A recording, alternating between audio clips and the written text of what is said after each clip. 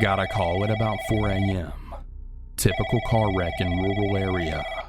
Respond and find car hit light pole and no one around. Figure it's a drunk and start walking around the area trying to find where he's hiding. One house in the area across the street and about 150 yards away. After a couple of minutes, a woman comes screaming bloody murder from the house towards my unit. Full sprint, screaming at the top of her lungs. I shine my flashlight on her so she knows where I am because she's just running towards my car. She sees me and runs straight up to me. I'm trying to calm her down, make sure she's not injured and all that good stuff. She tells me it's her car. Okay, getting somewhere, but she wasn't driving. Here we go. Let me guess, somebody stole it? Nope. She told her husband she was leaving him. He freaks out and says he's going to kill himself. She says he downed a bottle of aspirin and no clue if this was true or not. When that didn't work, he jumped in the car and drove into the light pole trying to kill himself. When that didn't work, he ran back over to the house and they argued some more. Sees me pull up, makes her leave and locks all the doors. I asked her why she didn't leave and was he being violent towards her. No, he would never hurt her, she said. But he grabbed like a 12-inch butcher knife from the kitchen and told her she needed to go, so she did. Once he locked the door, she panicked because the children were inside. Don't remember the ages, but very young. Cue the screaming and running. I look over to the house and began to see the interior lights going off one by one. Well, shit. I hurry up and jump in my car and drive over. Fellow cop pulls up. Quickly fill him in. Armed suicidal male with kids inside. House is dead quiet. We begin stalking around in the darkness trying to peek in windows to assess the situation. As we get to the back door, we hear a noise and my buddy swings his light up and we see him in the backyard behind us. Freaking guy was outside the entire time watching us.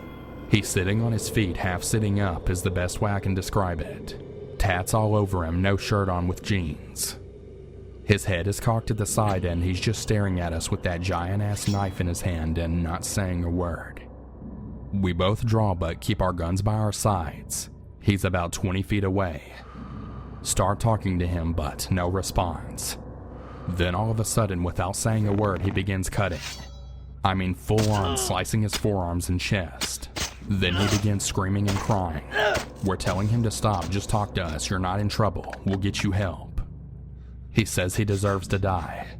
Well, I'm not killing him and my buddy's not either. He switched hands and started slicing the other forearm. Just deep, terrible cuts and he won't stop. He starts slicing his thighs, chest, and even his neck a little. We already called for the ambulance. He finally stood up and was begging for us to kill him.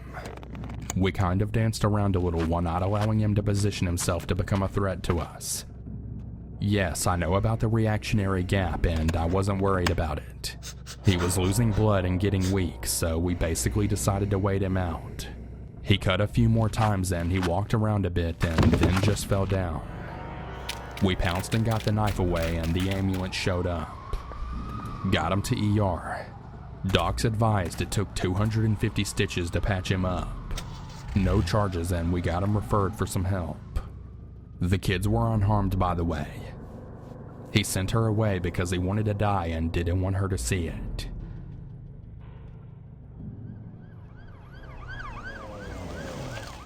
No shit, I pulled that guy over about 3 months later on a random traffic stop, and when he saw me he just burst into tears and gave me a big old hug.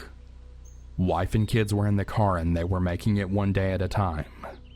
Said he got some help and was in a dark place that night. Ever been thanked for not shooting someone? Yep, it's just as weird as it sounds.